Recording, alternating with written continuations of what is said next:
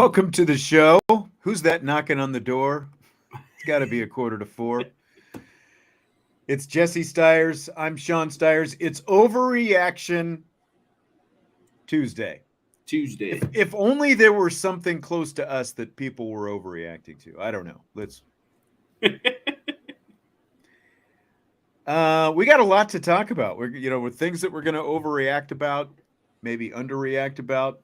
On today's show, we've got some different news that I'm going to start with as well. And since Father David is asking about this, man, right on time, right off the top, we are going to do it. So Jack Collinsworth, of course, who did not make the trip to Dublin last week to do the play-by-play for NBC, news broke this afternoon. I think Pete Sampson from The Athletic was the first one to have it. I've been searching around to see if there's any other press releases or anything out there. Jack Collinsworth is not going to be doing the home opener for NBC this week either. Paul Burmeister from the Notre Dame radio network, who also works for NBC Sports, is going to fill in for Jack Collinsworth this week. Jason Garrett is still going to be doing the filling in the analyst role. So it'll be Paul Burmeister from the Notre Dame radio network, Jack Collinsworth, not in the NBC booth once again this week. Again, he was reportedly ill last week, and that's why they said he didn't make the trip to Dublin. So do sincerely hope that Jack Collinsworth is feeling better. There are people on this show and on social media who've kind of taken their shots at Jack Collinsworth or whatever. We talked a little bit about it yesterday when we were talking about the job that Noah Eagle did filling in. And again, he was reportedly ill, so we do sincerely hope that he's feeling better. I don't know anything more than that, though, Father David or anyone else who asks. I don't know the extent of any illness because it's really just within about the last hour or so. I know it was tweeted earlier, but I just saw it within the last hour or so because I've had some other stuff going on today as well. So it'll be Paul Burmeister. No official word on who's going to do the Notre Dame radio network. I assume it's going to be Tony Simeone, who already works for the Notre Dame radio network. He is the Notre Dame men's basketball play-by-play announcer. And in the past, a couple of years ago, when they did, I believe it was the Notre Dame game that went to when they still had the NBC Sports cable network, when the game went there and Mike Tirico was out. Paul Burmeister filled in that instance, and Tony Simeone filled in on the Notre Dame radio network. So I assume that is who it is going to be, because he is already, I believe he was doing sideline work when they were over in Dublin last week, which I believe is relatively new. I don't think he was doing that last year, but Tony does a great job, does a lot of different stuff in the Notre Dame radio network. So I assume he'll be filling in, and Paul Burmeister is, again, does a really good job, and he'll be filling in for Jack Collinsworth. And again, we obviously wish Jack Collinsworth well and hope that he is feeling better soon. To miss 2 weeks is sounds like something fairly serious. So hopefully he's up and feeling better soon. On the same subject of Notre Dame on NBC, the ratings are out for Saturday's Notre Dame Navy game. 3.81 million viewers, I believe, was the number that I saw 3.56, and then I saw something else that said 3.81. But in any case, 3.56 million viewers is what I saw. Compare it to last year's first game on NBC, first Notre Dame game, 2.48 million. The 3.56, maybe this is where I saw the 3.81. The 3.56 for last week's game, the most since 2021, when 3.81 million watched Notre Dame versus Cincinnati. Not too bad. And, we were talking about this, Jess, yesterday in Rapid Fire. Would you want to see Notre Dame play Navy at the beginning of the season every year? I said yes. I think it is in the best interest of Notre Dame. It puts Notre Dame in a more advantageous position to use the entire offseason to get ready for the triple option. You play the triple option. It's a one-off and you're done, rather than doing it in the middle of the season. So I think it's better for the team competitively. And again, you do it at the start of the season when there are fewer games being played. Look how many people watch. I think it's a bigger event when you play it at the beginning of the schedule as well. Yeah, so talked about a lot of stuff there. First off, I think that Paul Burmeister will do a great job. And just a little side note, he has some experience doing some games with Jason Garrett at the USFL level. So That's right. they have some sort of, they've done games before. It's not like a cold call. Yeah. Two guys showing up that have never worked together. I think that's going to help them out. Going on to kind of the ratings type situation. And the implications of playing Navy at the beginning of the season. I think it's clear and obvious that there was nothing lost by playing Navy in that first game of the season. And I think specifically putting it week 0 when there's not a lot of other games going on. And so if you want to continue, that pattern down the road, I don't see any reason why not to put Navy at week 0. Get the triple option over with, be prepared for them all summer. And really minimize your injuries kind of going forward. And I saw another stat that the 3.8 million was the most for an NBC home game since the Cincinnati game back in 2021. So pretty big numbers for opening weekend against Navy.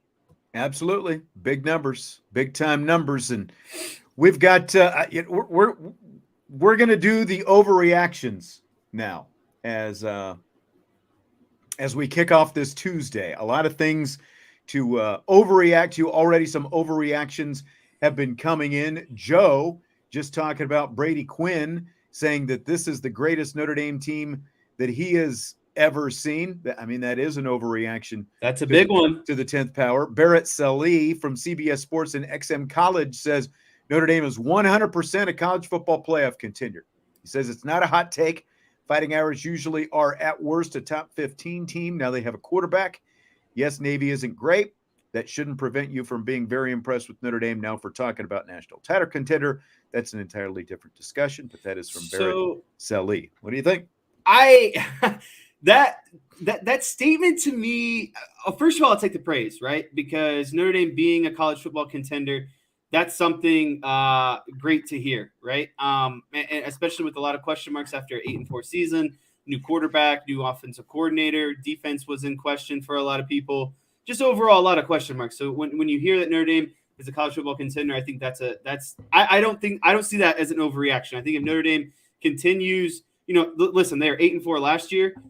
They're better this year, and to me, better means that at worst, kind of a 10-2 minimum. And I think that's knocking on the door of the college football playoff. And I also think that it's kind of contradictory to say that a team is a college football contender, but not a national championship contender, because we're not in the expanded format yet. So there's only 4 teams. Right. If you're in the final 4 teams, that means you're a contender for the national championship. You're automatically a national championship contender. That's right. That was the only part that was a little like contradictory to me. It's like you're one or the other. It's not, or sorry, you're both. You're not one or the other. If you're a college football contender, you're probably a national championship contender at the same time, because we're only at the four team system right now. So that was the only part that I was like, well, kind of contradicted yourself there a little bit.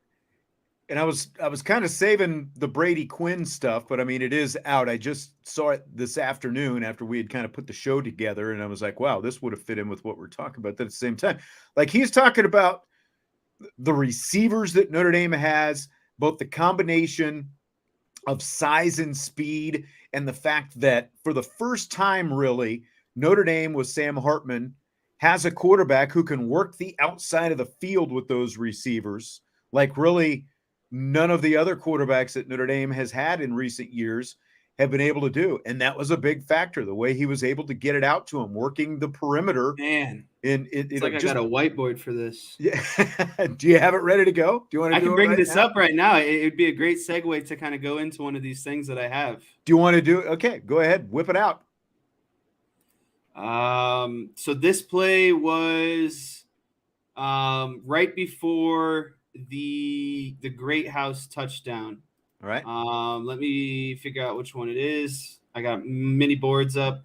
Can you see this? There you go.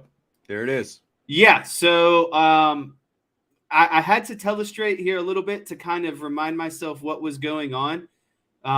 This is, I can't remember down and distance. I want to say it's like second, third and long, somewhere in there. Ball's on, just about midfield.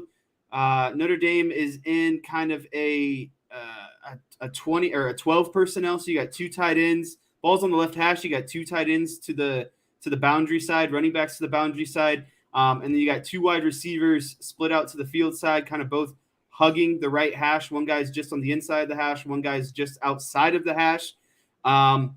What happens on this play is, again, it's a third, I believe it's a 3rd and long, 2nd and long, something like that. A couple broken plays. Their name's kind of stuck back. Navy brings a blitz, and they also stunt their field side defensive end and defensive tackle. So defensive end crashes down, defensive tackle kind of loops around. And then both of these tight ends release for kind of, one tight end kind of runs a streak, another tight end runs a flood route across the middle. And basically what happens here is the C's kind of part, and this linebacker to the boundary side has a clean hole right to Sam Hartman. This running back doesn't see him. I believe it was who's number 12? Is that Jeremiah Love? Yes. Jeremiah Love, first, true freshman playing, can't really fault him a whole bunch. He steps to the right side, noticing. But at the same time, you hear D'Lo McCullough, you hear running backs talking about you got to be able to pick up the blitz if you're going to be on the field. You don't want to get your quarterback killed, and so that changes maybe the situations where a guy like Jeremiah Love can see some playing time in the future. Right. And so instead of stepping up and really stonewalling this linebacker, between the guard and tackle, he slips underneath Sam Hartman and goes off to the right. And that leaves this linebacker on a clear shot to Sam Hartman. I believe Sam Hartman notices this, realizes this, stays in the pocket, steps up, takes an absolute hit, but he delivers a strike to Deion Colsey on basically a post route towards the sideline. It goes for about 10 or 15 yards. They pick up the first down. And then the next play is the Greathouse's first touchdown. So the reason why this is a big play to me and why I kind of wanted to highlight it is, first of all, Sam Hartman has the experience to step up into the pocket when pressure is coming, and ultimately take a hit. And not only does he take a hit, but he does what Brady Quinn is talking about, and he really expands the field or works this deep post route to the sideline. That's a hard throw to make for a college quarterback when you have to stand in. Corner route. Come on. It's a corner. Yeah. It's not a post to the sideline. It's a corner route. Corner route, but it's still hard for a quarterback to take that kind of hit and deliver that ball across the field, right? Like you're all the way on the left hash and you're working a corner route all the way to the sideline, to the field side. So this goes to what Brady Quinn is talking about. Notre Dame hasn't had a quarterback that can stand in there and make that kind of, again, a throw under pressure, but then ultimately a deeper throw to kind of dig his team out of a hole and get a first down. Yep. Big difference maker. And we've got some people with their own overreaction suggestions. ND Sailor, Deion Colsey, is his game for real? There are 2 sides to this. One is like you see Deion Colsey, he went out there and made a couple plays. That diving catch on that low ball that he was able to scoop up and on the sideline and catch, and obviously the catch and run that he had where he broke a tackle. So like you look at that, and there's some obvious ability there. Here's what, and maybe you can say this with some of these other guys as well. You can apply it across the board.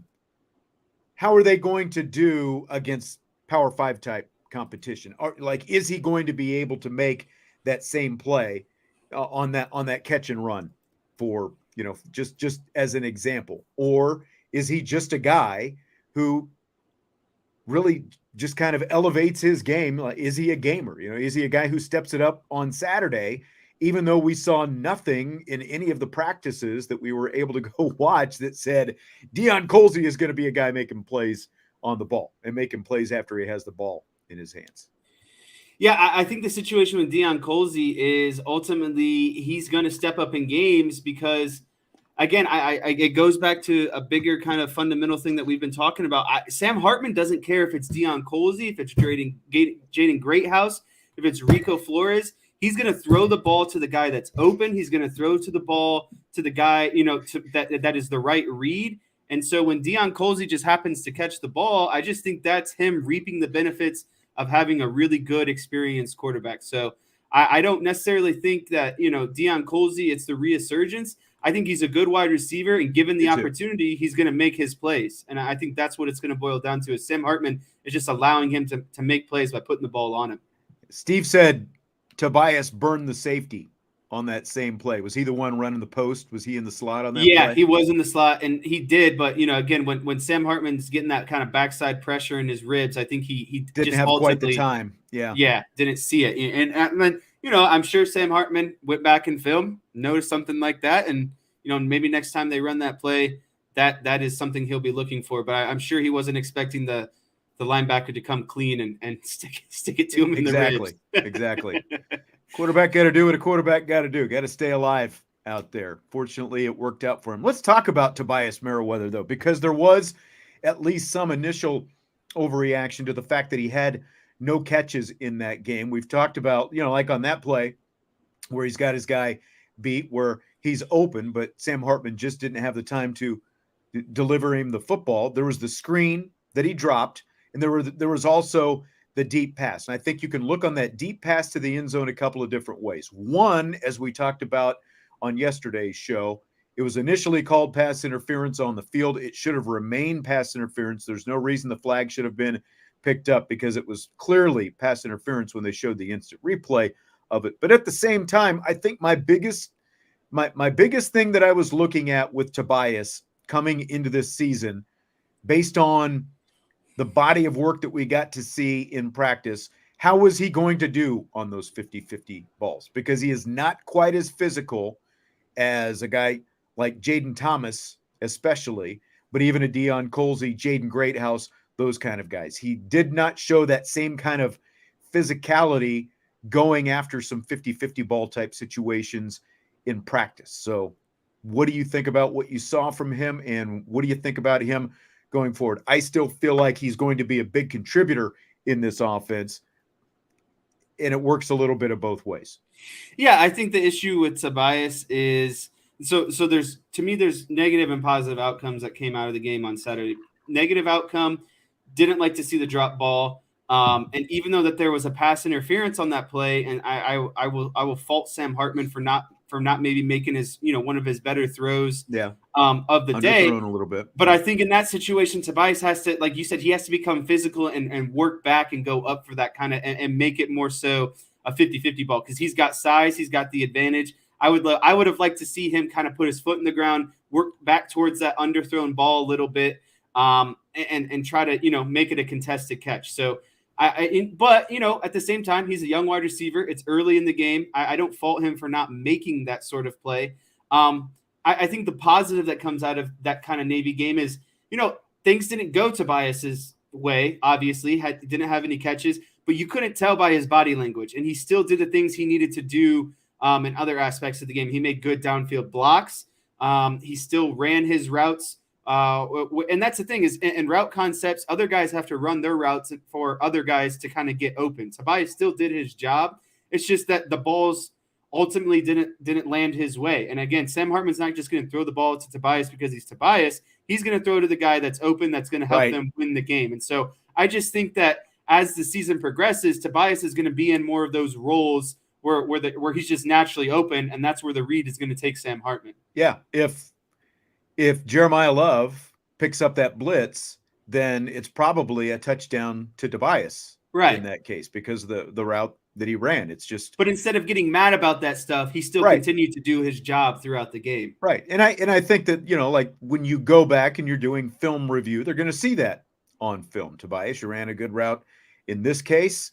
It's just that the situation wasn't there for Sam Hartman to get you the football. I think it'll come out in the balance, because like the other side of that is Jaden Greathouse. And I know we've got our friend Salty Virginia Peanuts, who's been on the great one, as he calls him, Jaden Greathouse, all along, and a lot of people are as well. He had a great game, but like, is this going to be a guy who's going to score 15 touchdowns and have 800 yards? Again, I think this is going to be kind of a week-to-week situation where when you've got a quarterback like Sam Hartman, he's not going to be forcing the football, as you just said. He's not going to be forcing the ball to guys.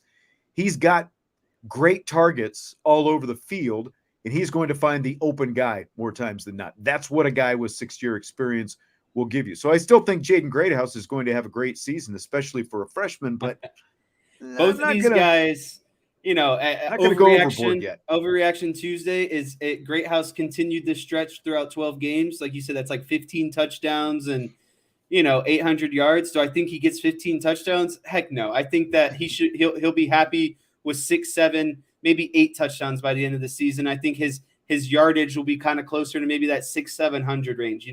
I just think that Greathouse going to regress back to the mean. Tobias Merriweather is going to regress up to the mean, and I think that's what you're going to see. Is you're going to see a lot of kind of like not mean or average type players, but I just don't think you're going to have a statistical anomaly type guy amongst this wide receiver room. I just don't. I think a lot of guys are going to be consistently kind of around the same numbers when the season is over. A lot of 6, 7, 800 yard guys with maybe 6, 7, 8 yard touchdowns. And I would take that knowing that Notre Dame could dice you up multiple ways. They don't have to rely on this receiver or that receiver. It's just a matter of who the ball is going to get to per that play.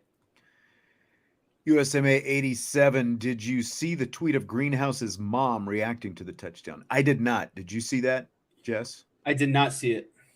Yeah, I have not seen it either. So sorry about that. Andre, he said the quarterback made plays. End of story. I guess nothing else to overreact to,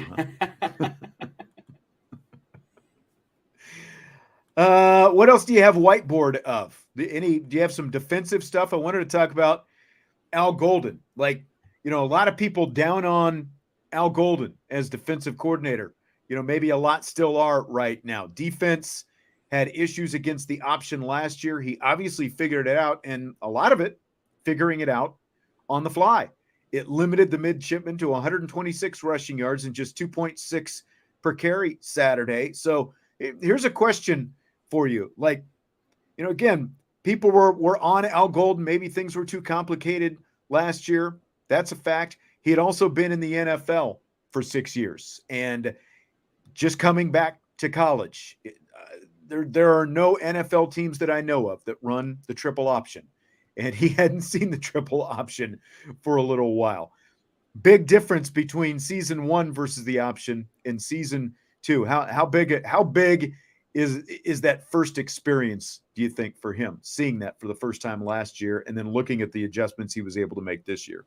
Yeah, I think you kind of hit on it there a little bit. No team in the NFL is worried about the triple option, and I would say majority of the NFL and kind of what Al Golden was going through in that last season is he needed to figure out actually kind of how to stop some of this spread passing attack. I think the NFL was transitioning towards more of Patrick Mahomes kind of offenses, really spreading teams out, running a lot of routes and stuff. And so the transition between NFL to college, and then when you talk about the triple option specifically, I do think that's a hard transition. I think if it's something that you haven't, gone up against in a while, or maybe even in your career, it's something that takes a little bit of homework. It takes, studying and trying to figure out, what your keys are and how you want your team to line up, et cetera. And I think last year kind of showed that. I think Al Golden had enough kind of smarts to get through the game, but it wasn't pretty. But now that he had another year, probably went back, watched that same film, watched some Kennesaw State film, and really put together a good game plan.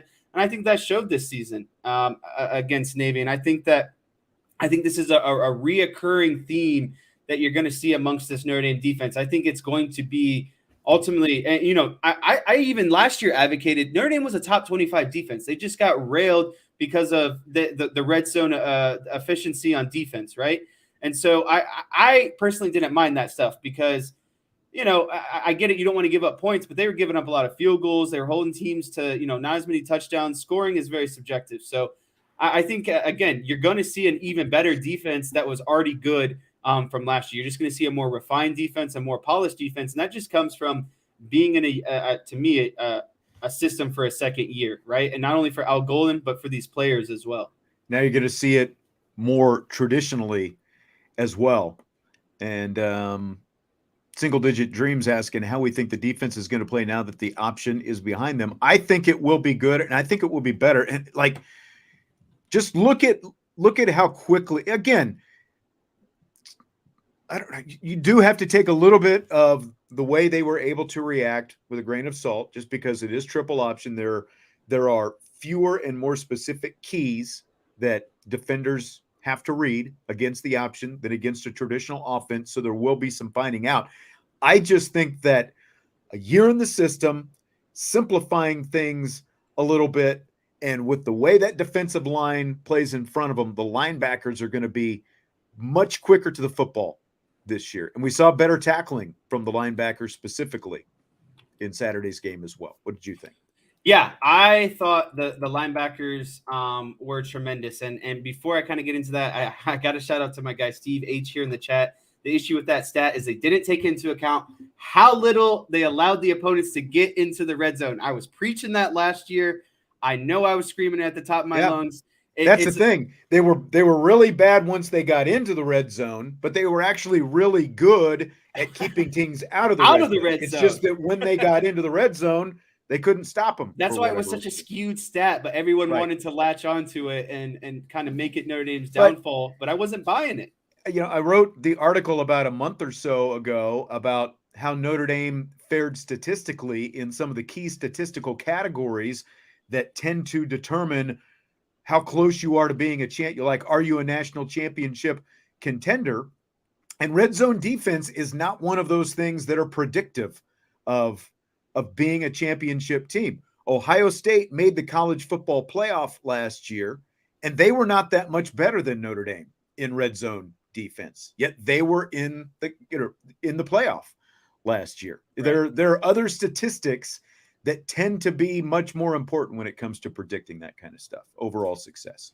I would definitely agree with that. Now to get back on track to your main question here about linebackers and their play, it leads me to another whiteboard. Do we smell the whiteboard coming? Yeah.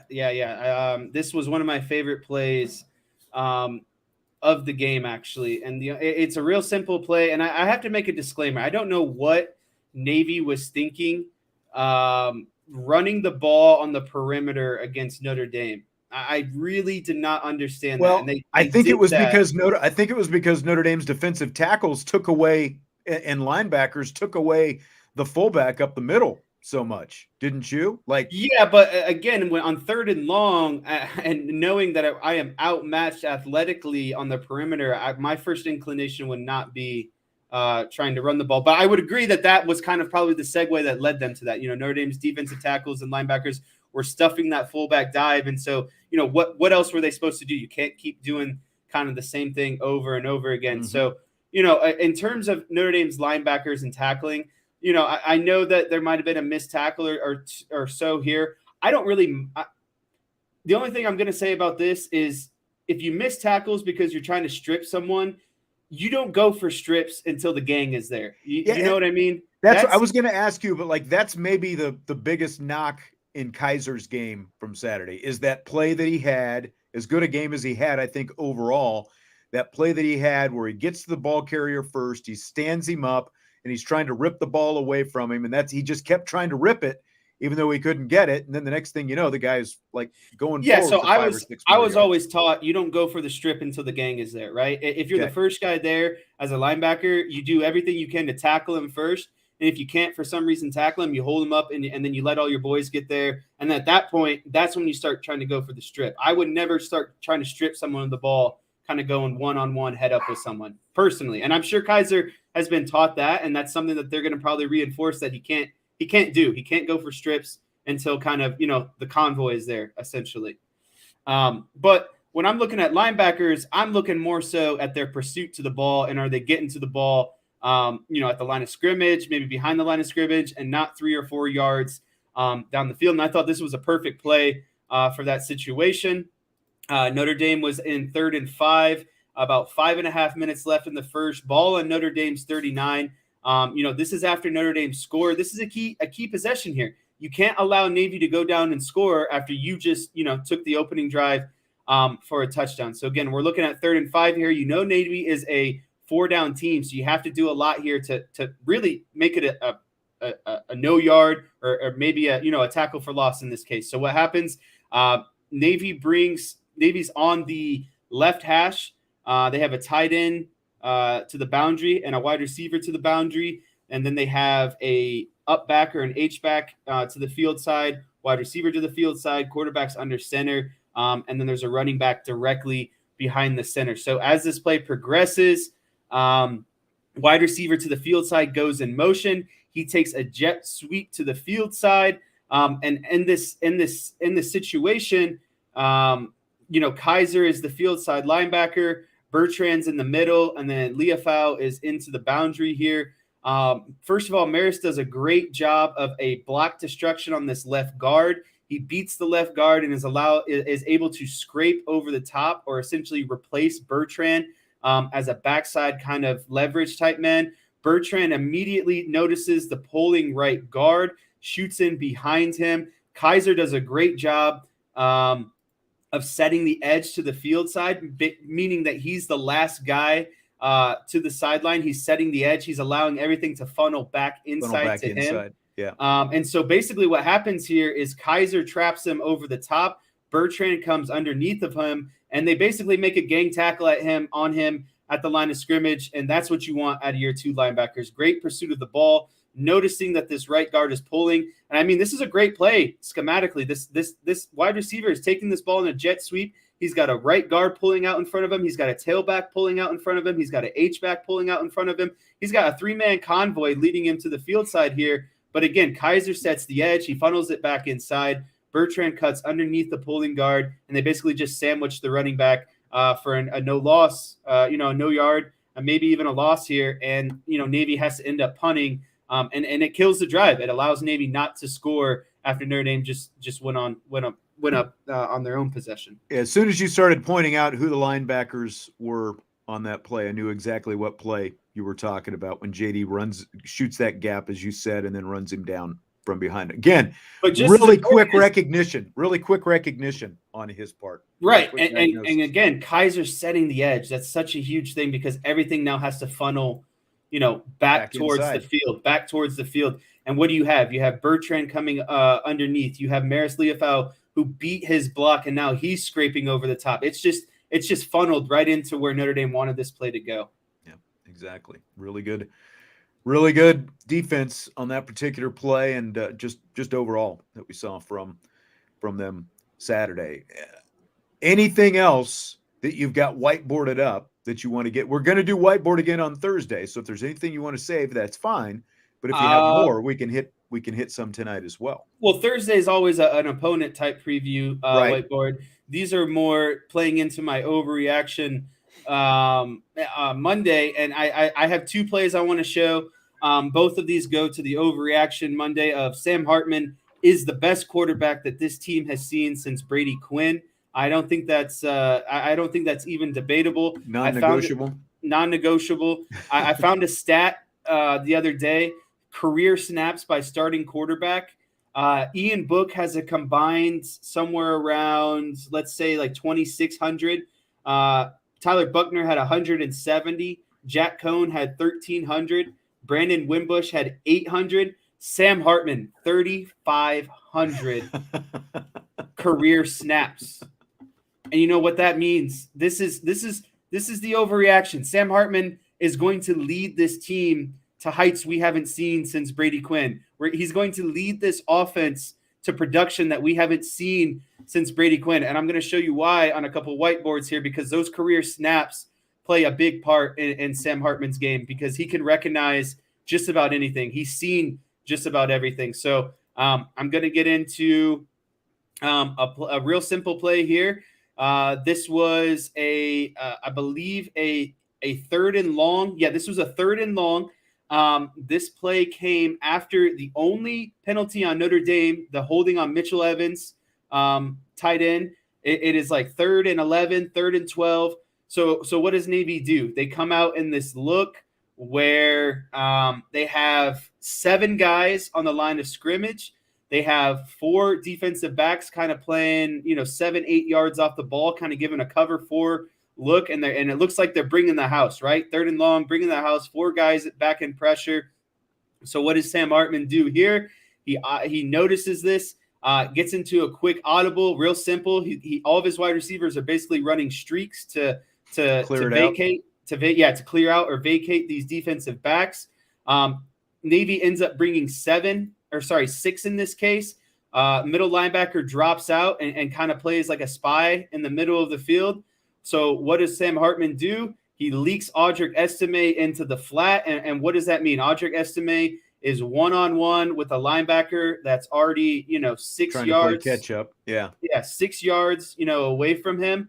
That's the easiest completion of Sam Hartman's day. He dumps it down to Audric Estime. Again, these wide receivers are vacating. Audric Estime catches it, and it's easily, just a nice pickup on 3rd and long. I thought that was, again, the experience to notice this, 6-man, 7-man front. Notice that they're probably playing cover 4, and these all guys are going to have quarters of the field. So why not run these guys on streaks? Vacate everything out. Now you got Audric Estime one-on-one with a linebacker that's already 6 yards behind him. I'll take my chances with that play. So again, that's just Sam Hartman's experience and what's going to ultimately help this team be an offense we haven't seen before. He's going to be able to check into plays and get out of plays that are going to be most beneficial to the offense. And I have another play kind of just real like quick. that. You look at that play, and Navy obviously tried to show more guys and line more guys up front that Notre Dame could block because they had a numbers advantage at the line of scrimmage with a running back in the backfield and all those receivers out like you talked about. But that is, once again, formationally going against what maybe you think was going to happen. And I find it really curious that, Navy had a lot of success last year against Notre Dame, doing some of those same kind of things, because what they did to the side, obviously, that Audric Estime leaked out to, they brought that guy off the edge. He was untouched. It didn't matter because all Audric had to do was get over there off the edge, and then it was just a little dink by Hartman to Estime. That's backyard football. 22 yards. I thought it was a little ridiculous on Navy's part that they really thought that they could do the exact same things that they did against Notre Dame last year, and Notre Dame was going to have no adjustment for it coming into this game this year. It just, I don't know. Yeah, and that leads me to kind of my last whiteboard of the day of just Sam Hartman and Notre Dame just being, prepared and outsmarting a Navy team that, again, how did they think that they were going to run the exact same look as last year and Notre Dame not be prepared for it? This is the same drive about 3 or 4 plays before. Notre Dame finds itself in a 3rd and long once again. And what does Navy do? This is the first time that they show this look that they showed in the second half of last year's game that really gave Notre Dame confusion. Ball is on the left hash. Notre Dame is in, 12 personnel. No, not even 12 personnel. They're in 11 personnel, I believe. Or no, 10 personnel. 10 personnel. No tight ends. All wide receivers. They go 2 by 2. 2 wide receivers into the boundary. 2 wide receivers to the field side. And Navy, again, shows up in this look where they have 3 defenders outside the right tackle. They got 1 defender head up the center, and then they got 2 more defenders outside the left tackle. I think Notre Dame recognized – Sam Hartman had to recognize this. He gets into an audible. He brings his farthest wide receiver into the boundary in motion. On snap of the ball, that guy in motion is right about the left tackle. And all he does is he basically hits a wham block or a kick out block on this, outside man of the right tackle. Right tackle gets the first man on the line of scrimmage. Right guard and center double down on the nose tackle. Left guard and left tackle reach their guys on their side of the line of scrimmage. And then they let this last guy on the right side kind of come free because they're running back here to the left. And so now there is a wide open hole for Audric Estime to hit it here on 3rd and long.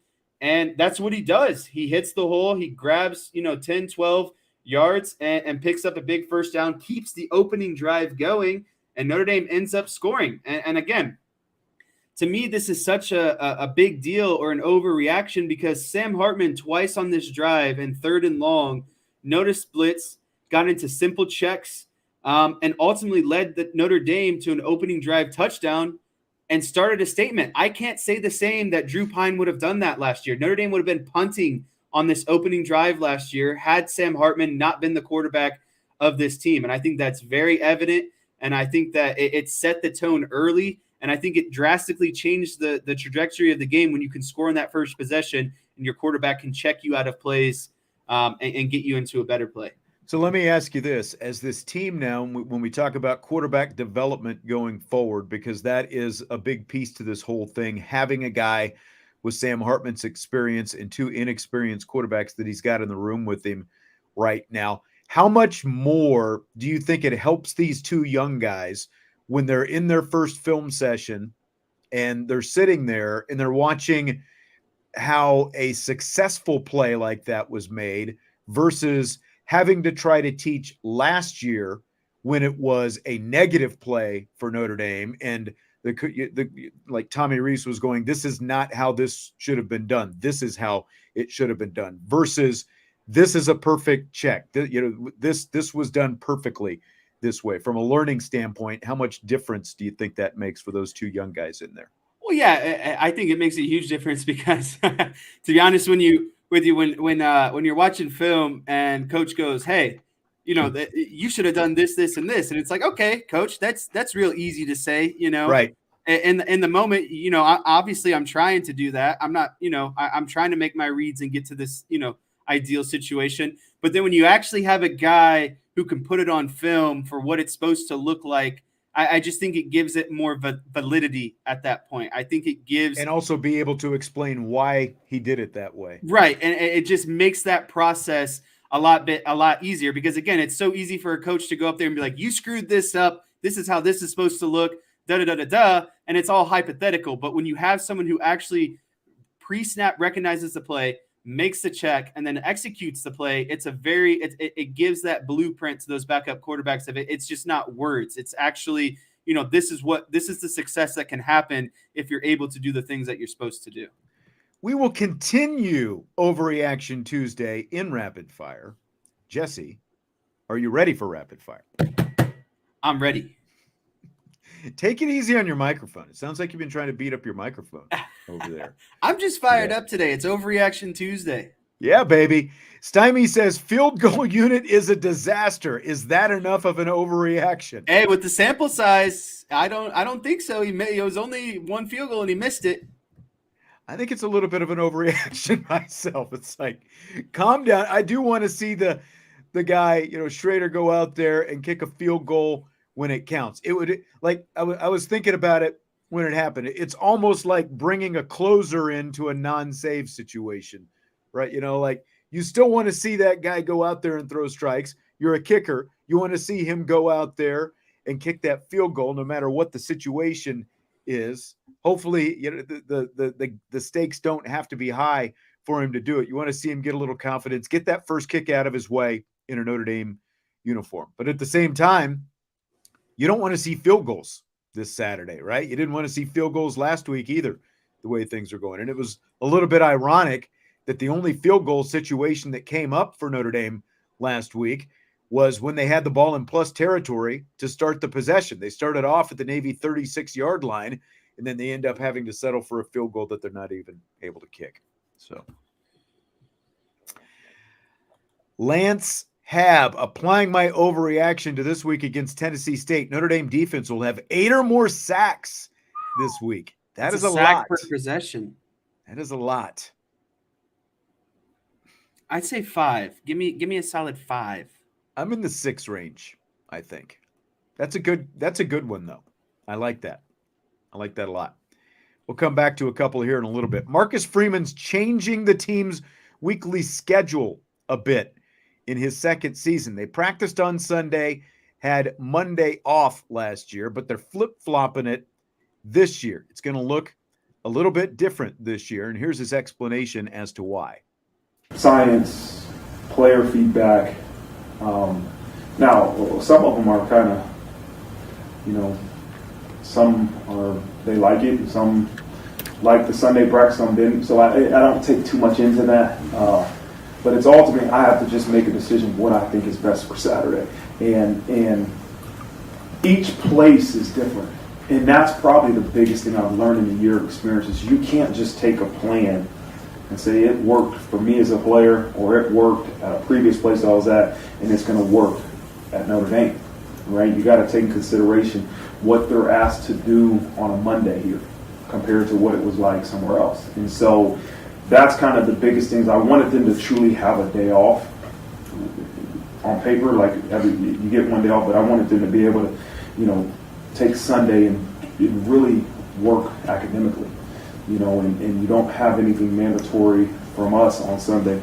Like academics are so important. They have to have time to really work at that, and also the lifting part of what we're asking them to do. So a lot of things went into that decision. It's not just one thing. A lot of things went to that decision, I think.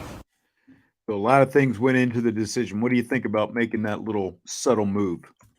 Last year I was actually pretty surprised when I heard that Marcus Freeman was going to be having practices on Sunday, because when I played, and again, it wasn't at the level of Notre Dame or anything, but to me, it was a common kind of trend that I noticed, no matter the level, was, Sundays were off. It allowed for, the body to recover after a long game. And then to me, another aspect of it is, as a head coach and a coaching staff, how much preparation can you actually get done between end of game Saturday and by the time practice starts on Sunday, right? Because at that point, you've already moved on to the next week, right? And so to me, it's how much as a head coach can you have prepared if you're going to have a legit practice, right? Like a week, an actual practice that is going towards Tennessee State in this case, how much can you actually have prepared by Sunday that is actually, that is going to be legitimately beneficial for your preparation in Tennessee State? So that always kind of confused me. And I think Marcus Freeman brings up another good point here of the academics, right? Like that's the end of the week. It's the beginning of the academic week or the school week. And so a lot of these guys need to get caught up on Sunday, right? Classes start again on Monday, Tuesday, Wednesday. I think the academics is a big part, something that I didn't actually take into consideration for a lot of these guys is, getting their work kind of prepared or caught up, for the week after a long weekend. And then the last thing I'll say is just the overall recovery. It didn't really make sense because when you're playing on Saturday, a full game, and going into Sunday, it was always, light jogging, a little bit of lifting, just stuff to kind of really help your muscles kind of recover. And I think that's what you're going to see more so on Sundays now is a little bit of, lifting, a little bit of maybe, light jogging or cardio. And then they'll get into the film room and kind of break down and dissect, what happened on Sunday. Or Saturday. So I think logistically it makes a ton more sense. And I think maybe another thing that could have played into it is, you don't want your guys going out partying too hard after a win on Saturday night. You want them to be accountable on Sunday. And that's the number one thing to hold young guys accountable is giving them an early alarm and making them kind of show up somewhere, knowing, that what goes on after games on Saturdays. But personally, I think they work hard all week. If they get a win on Saturday, they deserve to go. They're still college students, go to their party or whatever it is that they're going to do, and like the recovery piece is the biggest thing, because I would have thought that whether it's ice baths or massages or, like you said, a light jog or whatever it happens to be, after you're going out there and getting in all those car crashes all day Saturday afternoon, I would think that you would go to the chiropractor, whatever it is. I would think that you would want to let the body kind of recover a little bit on Sunday, not have to worry about any of the physical stuff. And they're making the change this year. So they obviously, as he said, some science went into it, some player input went into it, some other things, the academic aspect went into it as well. So I think it's going to be a good move for them ultimately. And I always found it funny on our Sunday practices. We always did about 30 minutes of cardio, and it was called the X drill. You would jog the sidelines and then sprint corner to corner, jog the sideline, sprint corner to corner. So you're making an X across the football field. And let's just say it was very obvious the guys that had a little fun the night before. And it came to the point where they started Did they leave a trail? They started removing trash cans from the sideline because, Oh, man. Sounds like more than a little fun that was being had out there. Goodness. Fill in the blank. It's blank. Paul Feinbaum says Notre Dame is a pretender, not a contender, saying their schedule is too tough and is going to do them in.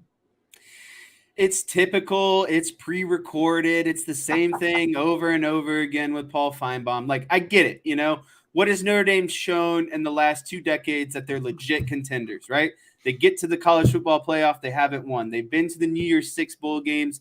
They haven't won any of those. So is Paul Feinbaum probably, does he have a good track record? Well, of course. Well, if you're going to say the same thing over and over again, then ultimately some of it's going to stick. Yeah, it's most of it in this case is probably going to stick. But, I think instead of Paul Feinbaum going down this road of constantly kind of, telling us why Notre Dame can't be successful or why they won't be successful and saying that their schedule is going to be the downfall of them, why not maybe go in the reverse direction? Why not maybe go down the path of what could happen if Notre Dame does, beat an Ohio State and USC in the same calendar year? And I think that would be more of a talking point than just going through the same notion or same pre-recorded speech every year of why Notre Dame isn't going to do X, Y, and Z, and maybe say what Notre Dame needs to do to get to X, Y, and Z, and what it means if Notre Dame can beat Ohio State and USC in the same calendar year. So to me, that's where I'm at on this kind of situation. I think that USC's defense might like a word with Paul Feinbaum anyway. Yeah, they struggled against some San Jose State, huh? I think it is still going to be an issue this year. And when you look at the physicality Notre Dame has up front, that's going to be a lot different matchup this year compared to last year. The battle in the trenches on both sides between Notre Dame and USC, and you can include Ohio State in that picture as well. And they just finally settled on a quarterback at Ohio State. Kyle McCord is going to be the quarterback. There could be that'll be game 4 for them. It'll be game 5 for Notre Dame. What is Kyle McCord going to look like in those first 3 weeks? Are there going to be doubts about it? We know that he's got receivers, but are those receivers going to have a quarterback who can get them the ball? We know that Notre Dame now has both receivers and a quarterback who can get them the ball. I think there are enough questions for both of those teams that you can't write Notre Dame off against either of those. Are they tough opponents? Of course they're tough opponents. You've got to have tough opponents if you're ultimately you need to be able to win those games if you're ultimately going to be a playoff team anyway. Said, Notre Dame doesn't play anyone. Notre Dame doesn't play anyone. Their schedule's too weak. And now it's, the flip side. Their schedule's too hard. They're just going to get dominated, and that's what's going to take care of them this year. That's exactly right. So people are fired up about the new game clock rules. The clock doesn't stop, of course, after first downs anymore. I was amazed at how much complaining I saw after the fact even about the play clock. Now, I've got some data to back some of my stuff up. So I don't know if you want to hear it first, but I'll just ask you, do you buy or sell the new game clock rules after watching one Notre Dame football game? I buy these. There's no reason. I'm a college football fan. I'm a Notre Dame fan. I will watch as much Notre Dame football as I possibly can, but that doesn't mean I want to be watching 4 to 5 hour games. And 5 hours, obviously, an exaggeration, but it was great to see and I think it was exaggerated for the Notre Dame Navy game because Notre Dame just kept getting first down after first down, not a lot of incomplete passes. And then Navy on the flip side is just running triple option after triple option after triple option. So that game, it's going to go by fast because, again, Notre Dame's scoring a lot of points. Navy is not scoring a lot of points, but they're not throwing incomplete passes. They're just running the ball. And so you're going to naturally see a faster pace of game. I don't mind the game getting over at 3.5 hours as long as the product is still good. If the product is not compromised by the clock rules, I have no issue with the new clock rules as long as again the product isn't compromised. And I think you saw a lot faster game this past weekend than what you're going to see because you're going to see more incomplete passes, and Notre Dame's not just going to be able to roll through drives like they did on Saturday. Steve Shaw is the national coordinator of college football officials, and they were anticipating 7 to 8 plays per game to be all that's eliminated with the new rule. But so it's like 7 to 8 plays per game over a 12-team regular season schedule. That's around 95 plays eliminated over the course of a season, which is it's like especially when they're expanding the college football playoff next year. That's part of why they want to do this. But like eliminate some of those extra plays, the jarring to because you're basically talking about close to a whole game being eliminated. Because I saw some data that was released from this week 0. The games, there were 7 games. They averaged 63.3 plays per team, and 3 hours and 24 minutes. You compare that to last season, 68.7 plays per team, 3 hours and 27 minutes. So it is only a loss of 5 plays per team and 3 minutes per game. Now, here's what I found really interesting. Looking at Notre Dame Navy this year versus Notre Dame Navy last year. This year's game lasted 2 hours and 50 minutes compared to almost 3.5 hours last year. But when you look at the actual plays, this is crazy. Notre Dame ran 57 plays to Navy's 55 in this year's game. Last year, Notre Dame ran 55 plays to Navy's 59, and the game lasted a half an hour longer. So they ran basically the same amount of plays this year in a game that was 30 minutes shorter in comparison. Yeah, and I think that goes kind of back into what I was talking about a little bit. We saw more incompletions, more punts, more drives stalled last year. I think that this game this year would have been, probably around the same, if not a little bit longer, had Notre Dame just not dominated the entire game. They got the stops defensively, and offensively, Sam Hartman had like 4 incomplete passes, like the clock was just continuously rolling because of Notre Dame's dominance. And I think that happens regardless of clock rules or not.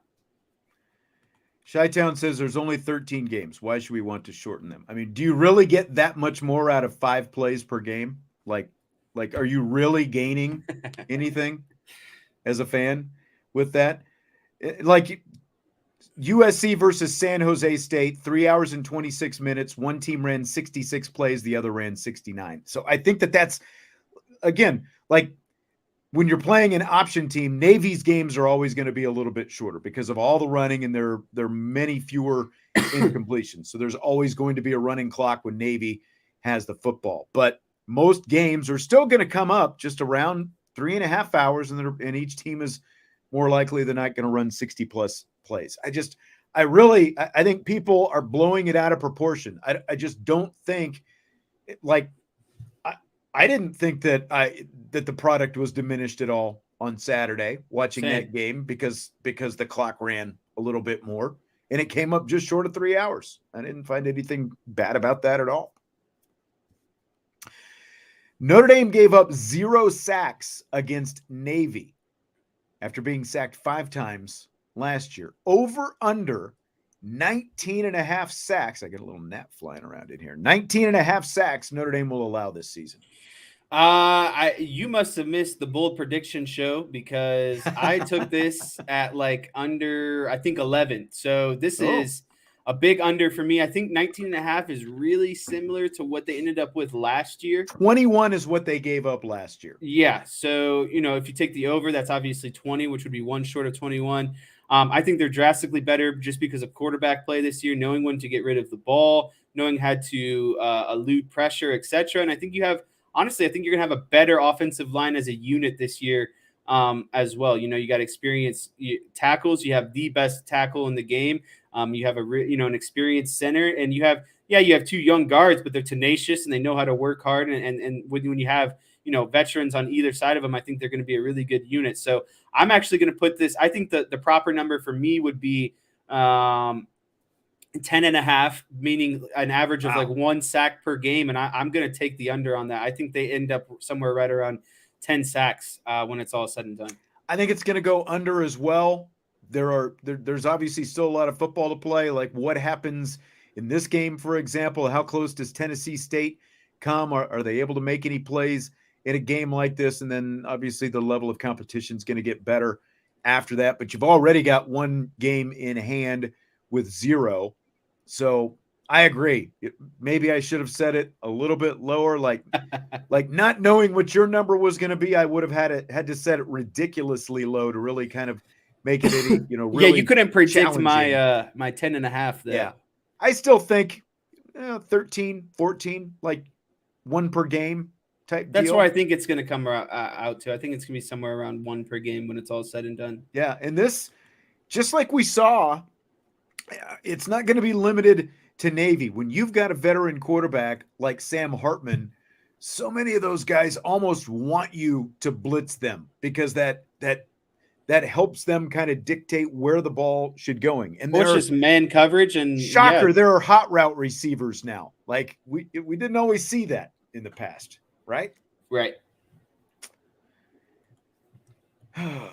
By the way, I haven't seen a line yet. Have you been able to find a line on this No, weekend's game? it's been weird because everyone, like every other game, has a line so far except this Notre Dame game. I don't know what their way.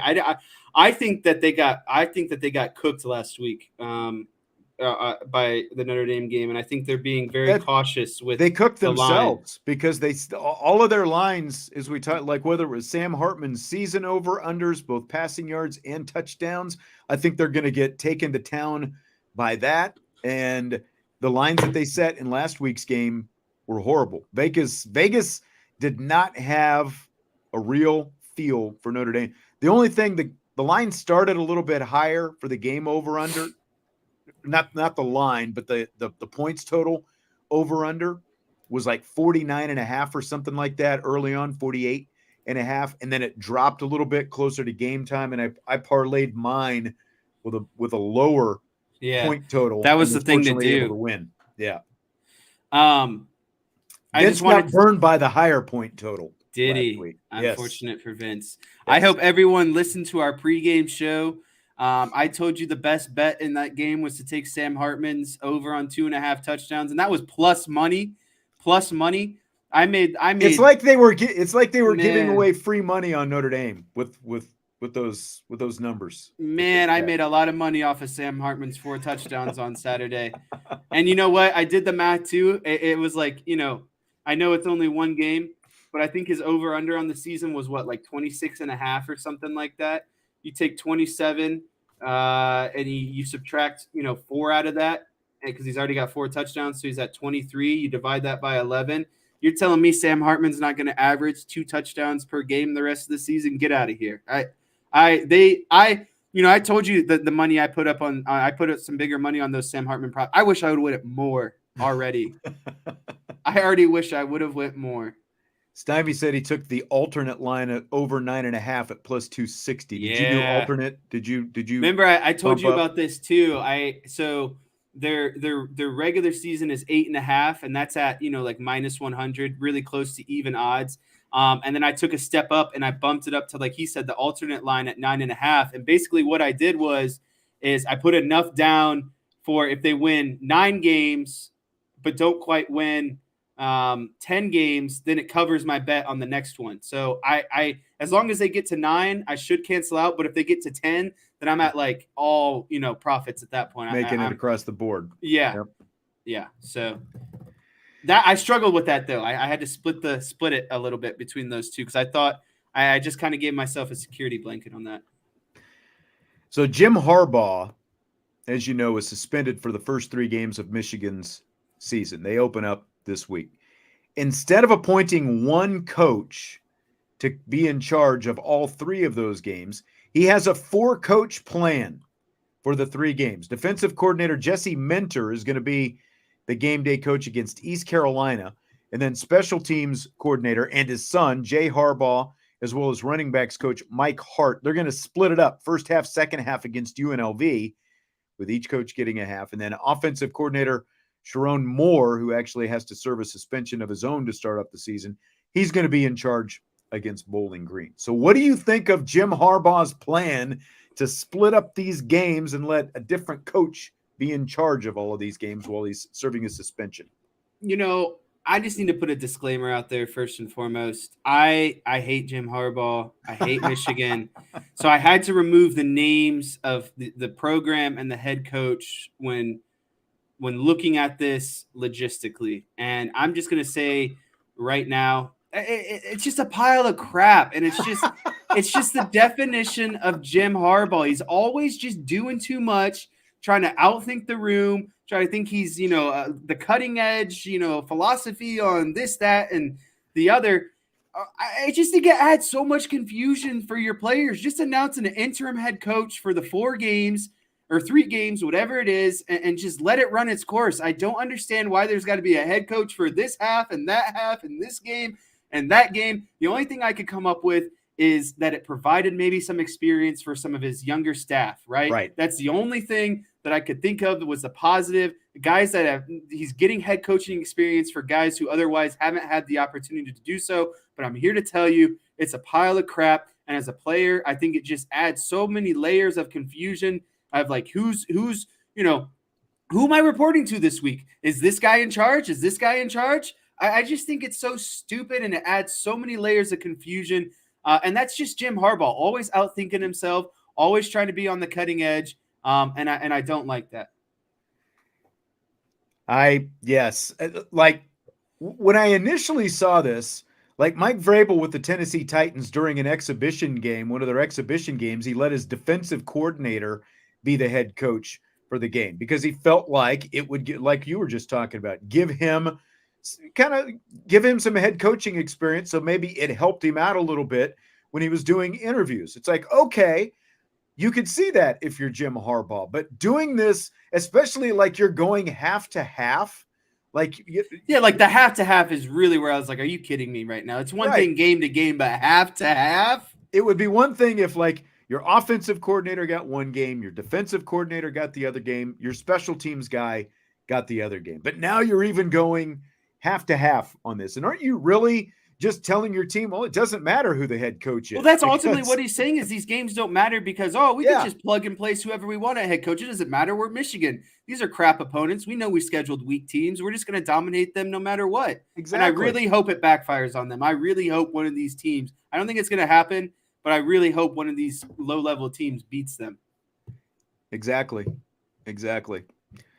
So Arizona State has self-imposed a 1-year bowl ban this season for recruiting violations that took place during the pandemic under now former head coach Herm Edwards. Is it fair or foul that the current team should have to face these consequences when they don't even have the same head coach in charge anymore?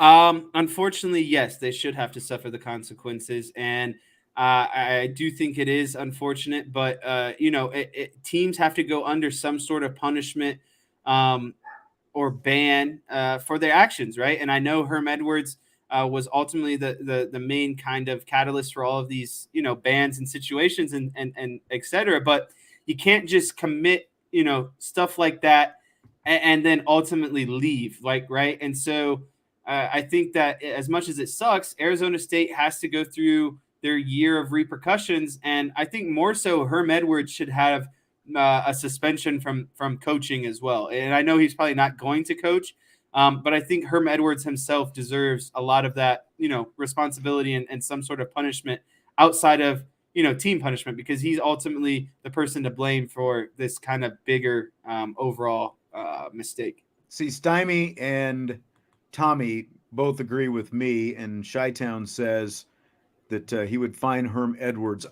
Just slap Arizona. Now, again, Arizona State is trying to get out in front of this, so it is a self-imposed thing. Like you would think that just fine the school $250,000 and give it to charity or something. Like, does it really have to come to this when this happened during the pandemic is when all this happened. So it's 3 years old to begin with, and it's a coach that's not even in charge, and now you're punishing the current guys. I absolutely don't think that that this current team, I think it's completely foul. I don't think that this current team should have to pay the consequences for something that happened 3 years ago.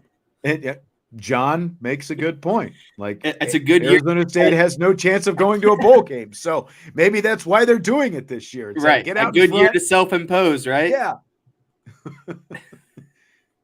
Like, would the NCAA say now? And the NCAA is kind of going away from these kind of punishments anyway, the bowl bans and stuff like that. I don't know. I just if they actually were to be bowl eligible, I agree. It feels wrong to punish the kids for something they were never involved with or participated in, and the head coach is not there anyway. So I like Irish AJ's comment. The punishment should be let Drew Pine take every snap, no matter what. Yes. I forgot this one from Tristan since it's Overreaction Tuesday. He says, this Saturday be like putting average Joes in the Olympics? I like that. That's a good one. All right. Well, that's going to do it for tonight. Another good one as we zipped right through tonight. Appreciate you being here. Of course, hit that like button when you're leaving tonight. Subscribe, rate, and review on your podcast platforms. We do appreciate you as the listenership and the viewership continues to climb on the Irish Breakdown platforms. Thanks again for being here, and we will talk to you tomorrow on IB Nation Sports Talk.